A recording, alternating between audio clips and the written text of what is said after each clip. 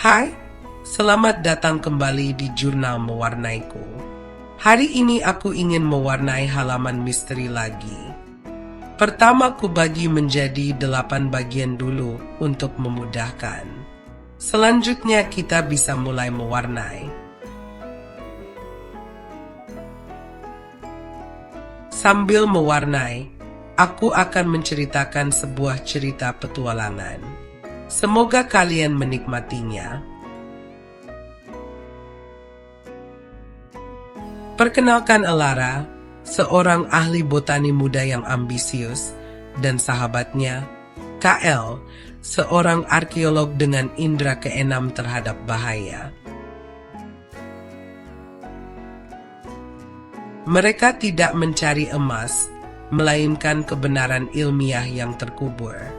Peta mereka, sebuah ukiran batu berusia ribuan tahun yang mereka temukan di pasar gelap di Lima, Peru.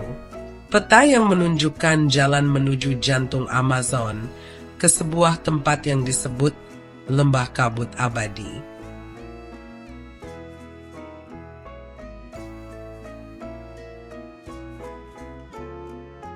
Perjalanan dimulai dengan perahu kayu sederhana, melawan arus sungai Singwu yang keruh, di mana kabut tebal tidak pernah hilang. Di sana, mereka menemukan tantangan pertama, Sungai Ular. Dinamai demikian karena arus derasnya yang membentuk gelombang seperti tubuh ular raksasa yang sedang meliuk. Pegangan, KL, teriak Elara, berjuang melawan kemudi saat perahu mereka dihantam ombak. Tiba-tiba, dari pepohonan rimbun, muncullah sepasang mata merah menyala. Jaguar hitam berukuran luar biasa, memandang mereka dari tepi sungai. Itu adalah penjaga pertama, seekor predator yang memuji keberanian mereka. KL dengan cepat melemparkan sepotong daging kering yang sudah ia siapkan. Perhatian jaguar itu teralihkan sejenak.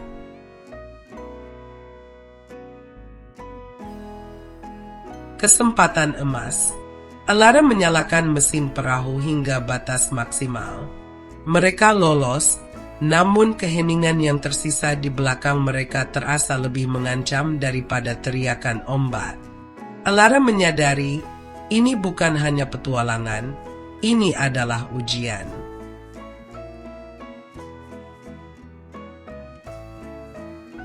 Setelah berhari-hari berjalan kaki, mereka tiba di Lembah Kabut Abadi.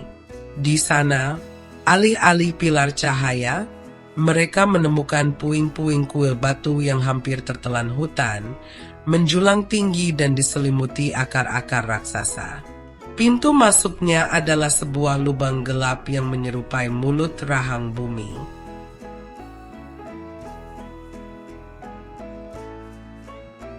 Mereka turun ke dalam labirin kuil bawah tanah. Udara di sana dingin dan lembab, berbau lumut dan sulfur. Senter mereka hanya mampu menembus kegelapan sejauh beberapa meter. Mereka harus memecahkan serangkaian teka-teki kuno. Yang pertama adalah 3 pintu air mata.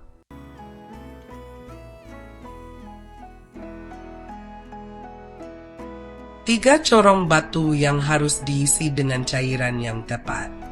Elara, sang ahli botani, menggunakan pengetahuannya, getah pohon curare yang beracun sebagai air mata bahaya, air tawar sebagai air mata kehidupan, dan yang paling sulit, cairan yang diambil dari bunga bersinar langka sebagai air mata cahaya.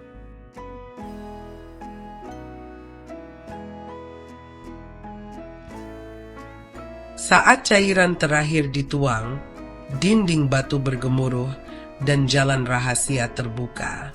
Namun, dari bayangan, muncul ancaman yang lebih berbahaya daripada predator manapun. Sebastian Fane, seorang kolektor artefak tanpa moral yang mengikuti jejak mereka sejak Lima.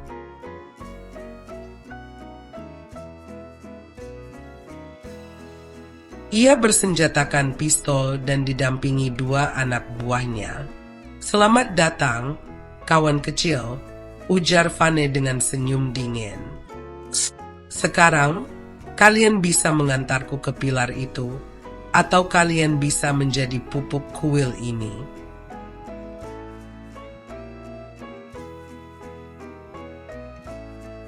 Alara dan KL terpojok. Pilar cahaya semakin dekat, tetapi hidup mereka dalam bahaya. KL, meskipun bukan petarung, tahu kelemahan kuil ini. Dia menendang salah satu tiang batu yang terlihat lapuk. Rantai reaksi dimulai. Debu dan kerikil berjatuhan, memberikan jeda sepersekian detik. "Ikuti aku," seru Alara. Mereka berlari menembus lorong sempit, diikuti oleh teriakan Vane dan anak buahnya.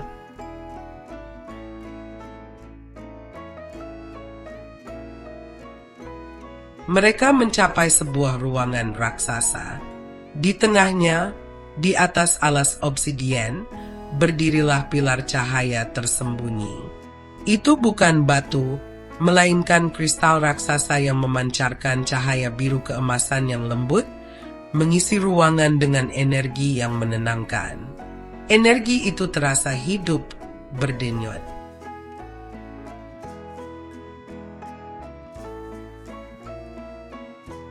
Vane dan anak buahnya menyusul.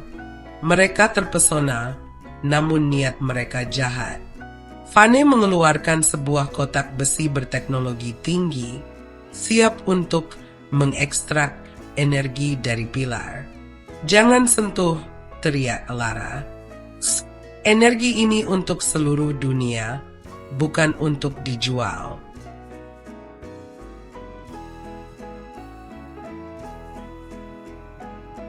KL melihat sebuah simbol kuno di lantai, simbol keseimbangan. Ia menyadari, jika pilar ini disentuh dengan niat jahat, ia akan melepaskan energinya dalam bentuk kehancuran.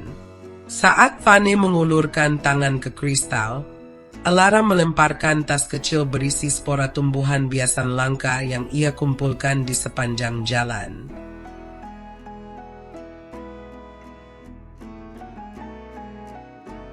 Spora itu bereaksi terhadap energi pilar, menciptakan ledakan cahaya dan kabut tebal yang membutakan. Saat kabut menghilang, Vane dan anak buahnya telah melarikan diri, atau mungkin tersesat dalam lorong kuil. Pilar cahaya itu tetap berdiri, memancarkan kedamaian.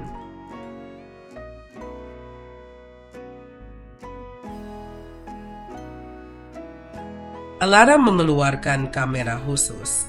Mereka tidak mengambilnya, mereka hanya mendokumentasikannya. Mereka tahu, keajaiban terbesar adalah menjaga agar cahaya itu tetap tersembunyi dan utuh, menjadi sumber harapan abadi di jantung dunia.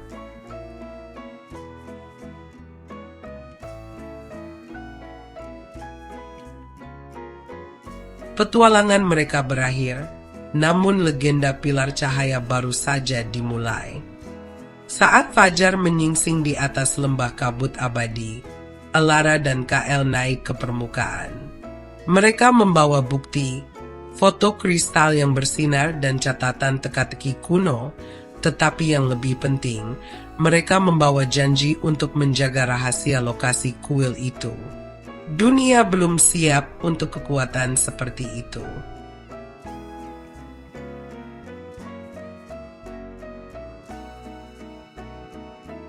Mereka kembali ke perahu mereka, melawan arus kembali ke peradaban. Hutan Amazon yang tadinya terasa mengancam kini terasa seperti sekutu lama.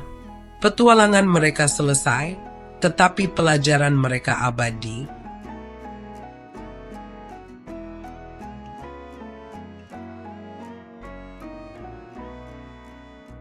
Bahwa harta sejati bukanlah apa yang bisa kamu ambil, melainkan apa yang kamu lindungi. Oke, itulah tadi ceritanya.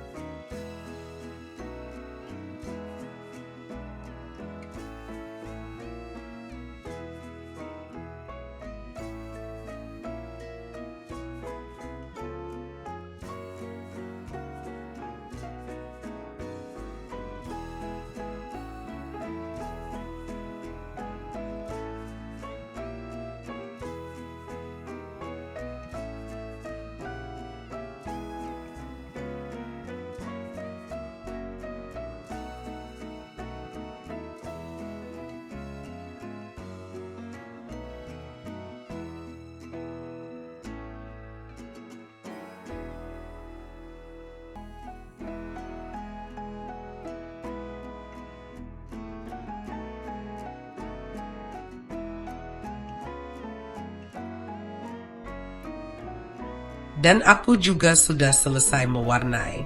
Terima kasih sudah menonton. Next halaman misteri mana lagi yang kuwarnai ya?